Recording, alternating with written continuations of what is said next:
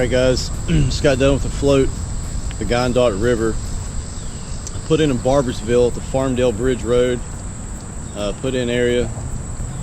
Takeout is at the Guyandotte boat ramp. According to the DNR website, it's 7.1 miles. I believe I got it done in about 4 hours and 23 minutes. The area that I'm taking out at is kind of shady. It's not as safe as it used to be, I guess. But I'm waiting on my ride right now. But see you next time on the next float.